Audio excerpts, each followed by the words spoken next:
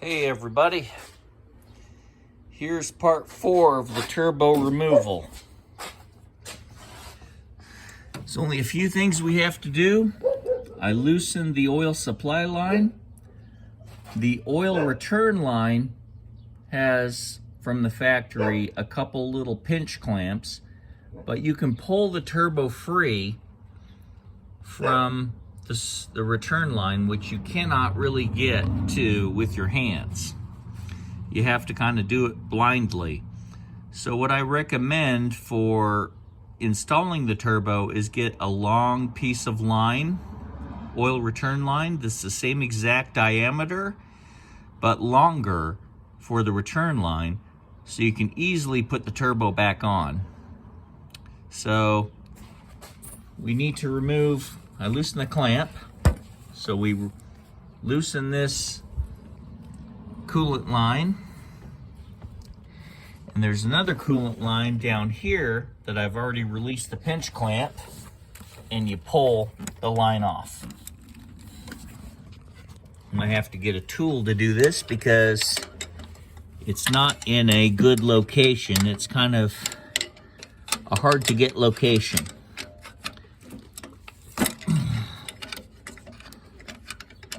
Kind of hard to see down there because it's way down there. But this coolant line, once you remove the pinch clamp, you can get the line off, which is right there. It's off. I use this little tool here. And now you can reach with your hands and remove the turbocharger, because I've already loosened the clamp on the inlet of the compressor, which is, let me see, right in there. Okay, now that I've got the coolant lines loose, you can pull it off and just get it out of the way. There's another little fitting right there you have to unscrew. Then you can get the coolant tank out of the way. So I'm going to get a screwdriver for that.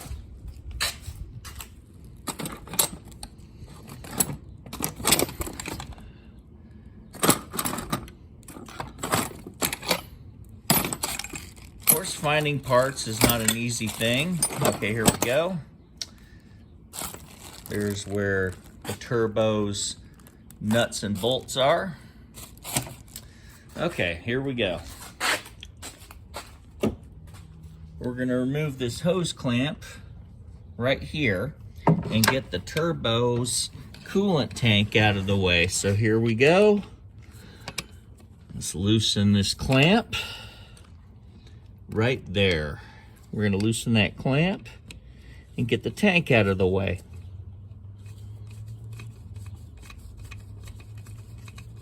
Okay, there we go. Get the coolant tank out of the way. And I've already loosened the clamp right, if you can see it, right in there. I've loosened the clamp. Hard to see what you're doing, but now I'll remove the turbo and get it out of the way. This is kind of challenging here. So what I'll do is try to get this thing to stay put while I grab the turbo. There we go. Both hands, grab the turbo and pull it out. There it is. Turbo is out. All right. I'll try to get this. So hard to show people how to do this. So I'm going to take the turbo out of the way and bring it next to the new turbo.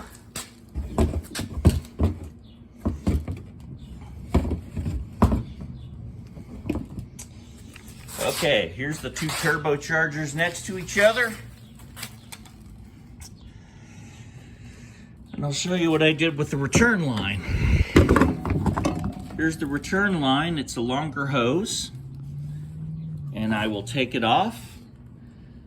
This is better than the factory one. The factory one is right over here.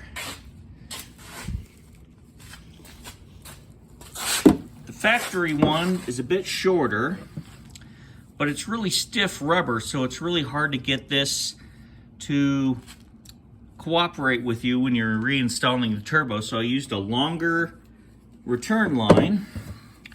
It's braided and does the job really good. So now that I've removed the turbocharger, there it is, the gasket and everything. Now I just have to get to the oil supply line and find the bolt and everything and get all the gear together to get ready to put the new turbo on. So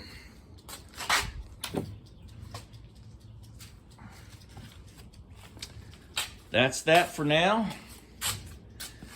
There's the turbo I just removed. I wasn't very happy with its performance. It wasn't boosting very well. It was a letdown. You know, hindsight's 20/20.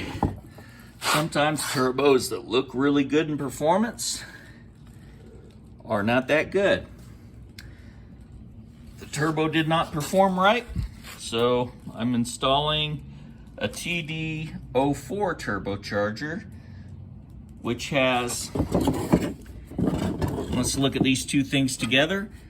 You got a smaller exhaust housing, so it takes less exhaust to spool the turbo, where this one has a much larger exhaust housing, so it takes a lot more RPMs and exhaust to spool the turbo. The problem with this turbo is I couldn't get it spooled fast enough to provide boost. So, I mean, the turbo spins and everything, but the exhaust housing is too big. It's not spooling the turbine as fast as it should to make it effective and to make it boost enough pounds to even open the blow-off valve. So I do not recommend the turbo I purchased. I'm gonna try this TD04 and see if it makes me happier when I install it. So hopefully this video helped you guys out and you don't end up spending the $300 I spent for this turbocharger. Get a TD04. It doesn't take as much exhaust to spool, and it should perform good. And you guys have a great day and take care.